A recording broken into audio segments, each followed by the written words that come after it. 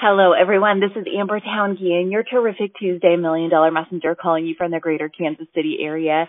And from what Facebook looked like, it looks like everybody went to a January Jumpstart or a Kickstart or Get Your Booty and Going January event last weekend, and how fun it was to watch the excitement. Well, I had the privilege of teaching at our Kansas City Kickstart. But I took the opportunity to be in the class prior, and boy, oh boy, was I glad that I did, as my girlfriend Susan McCoy had all of the consultants close their eyes, and she had been talking about momentum. And now raise your hand with me if you can. Have you ever had momentum? Have you ever not had momentum? They seem to refer to it a lot of times as it. You either have it or you don't have it, and you know when you don't have it, right? And so either way, she had all the consultants close their eyes, and of course I had to keep my eyes open because I wanted to see the results of this little question. The first was, how many of you know you have it right now? Momentum, you have it. A couple hands went up. Then she asked, how many of you know you don't have it right now? You might feel stalled in your business. And I would probably say 95% of the room, hands went up. And right then and there, God directed my class to go a different way. And I'm so glad I was in that class just to watch that one question be answered. And thank you, Susan McCoy, who's ranking #1 in the state of Missouri, tracking $1 million and going to finish her national area this year, for asking that question and teaching on momentum. So it caused me to start studying momentum a little bit more, to train on for my Sunday Zoom, but also to give you guys some stuff too. And I do love that January is a new start. In Mary Kay, we get 2 different starts, January and June. Praise God for that, right? Because we're women. And so that just works well for us. Well, as I started studying it, I started reading different articles on momentum. One of the things I did love that Susan shared is, what does the first 4 letters of momentum say?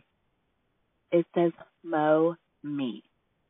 The number 1 key to momentum is you. Me.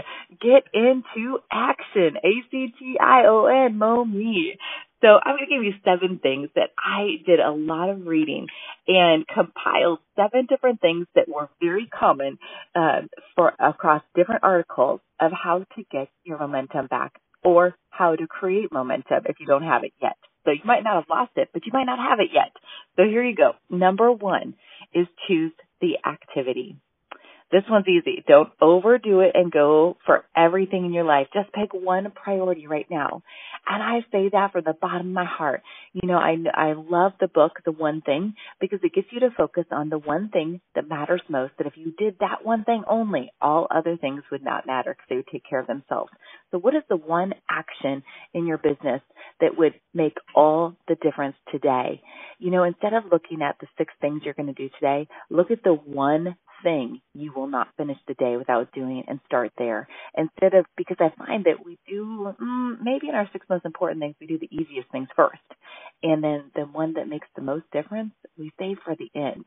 And a lot of times it doesn't get done. So what's the one thing that will move your business closer to its goal today? What's the one thing you can do to improve your health today? What's the one thing that can cause a different family atmosphere?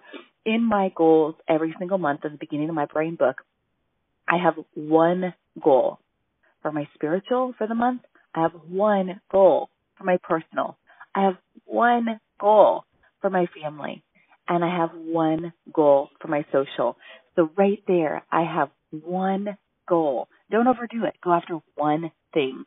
Second, schedule time. Scheduling time ensures that you don't put off the activity because you don't feel like it, because something comes up or you get something in the way. Schedule time to do that one thing. And you know what I find? This is my personal Amberism. I set a timer, because if I say I'm going to make phone calls, booking calls for 30 minutes, or I'm going to make booking calls for an hour, I don't get on Facebook. I'm like racing that clock. I want to see how many calls I can get in, how many bookings I can get in by staying focused on the one thing. Number 3, go for the small.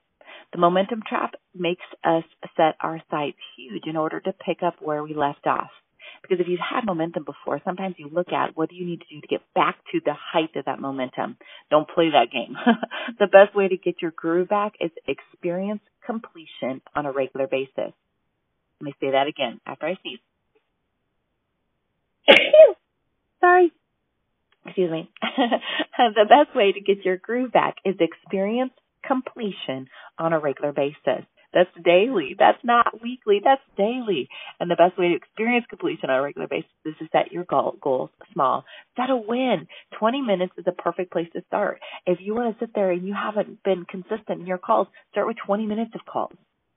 If you want to be consistent with anything, start small and then open. Number 4, create the space. Get the space ready before the time comes. So get your area ready. I don't like my desk full of a bunch of junk. And so if I'm going to make booking calls, I'm going to have my window blinds open. I'm going to have my desk cleared off, and I'm going to have my calendar pulled up on the computer. I'm going to have my phone in front of me. I'm going to have my earpiece in. Everything's going to be ready. I'm not going to do that at the starting of my time. So create the space. You may need to change your atmosphere, and that sometimes is going to help you engage in something new. You might need to go through and just totally take out all the junk and clutter in your office. You may need to pick up, go get in your car, and relocate your little driving office somewhere. I love doing that, especially when I was in Seattle. I would sit parking looking at Mount Rainier. A lot of times I'd sit in the parking lot of my hair salon and work in my car. Why did I sit in the parking lot of my hair salon? Because I could tap into the Wi-Fi. So I would tell my hairdresser, if you see me sitting out there, don't get I didn't take up their private parking, but I could point my car looking at a beautiful view, and I had Wi-Fi. It was like the best of both worlds, right? So sometimes you need to pick up and go mobile and change your atmosphere, but create your space to be successful. And let's see, but this is a great thing. I remember national sales director, I can't remember who it was, saying that she would get up and go work out. Well, she had a really hard time getting ready, and that was her thing that would keep her from going working out in the morning. So she started sleeping in her gym clothes, clean, of course. But how funny is that? So lay out stuff, get things prepped beforehand. So 5, this is my favorite, set a timer. This is the most underrated tool of them all. When a timer is running, you won't be tempted to go downstairs, fold clothes in the dryer. Isn't it funny how much little things that you really don't even enjoy doing become a necessary distraction when you're working on something that is going to move you further in your business? It is all of a sudden you think that the dishes need to be done and the silverware drawer needs to be reorganized and you need to go through the Goodwill pile, whatever it is.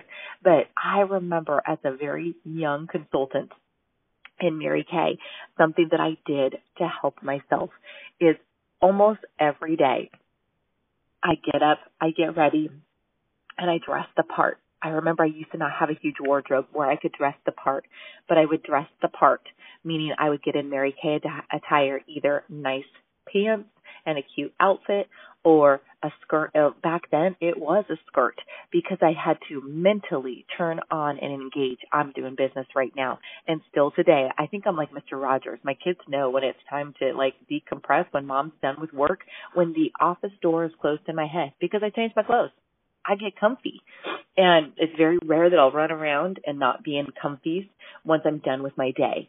And comfies to me are just not my work clothes, but it mentally gets me engaged. If I'm in a skirt and a nice outfit, I don't have any temptation to do the laundry, to do the dishes, to organize something, to clean something off the floor. Guess what? It will be there for you when you're done if that is your responsibility and you don't have kids that are supposed to be doing it.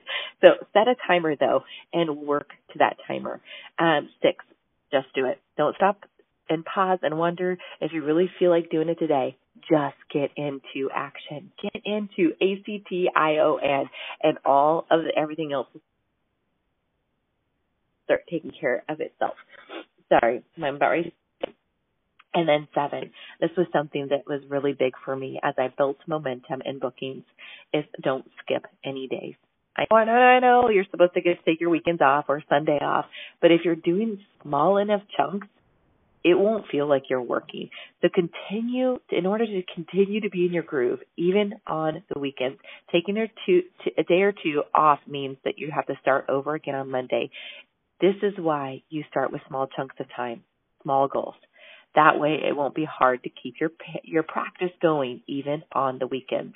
But you need to build gradually, but you have to have a baseline of what is doable. So build the momentum gradually, but always have the baseline of the minimum that you have to do. The minimum baseline is one of the techniques that if you want to start small, if you're smart, you have to start small.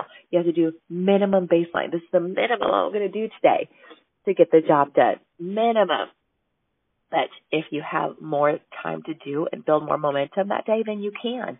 But this is 7 different keys that I found very in common of all the studying that I did on building momentum. And the number 1 key goes right back to the first 4 letters of the word Mo Me.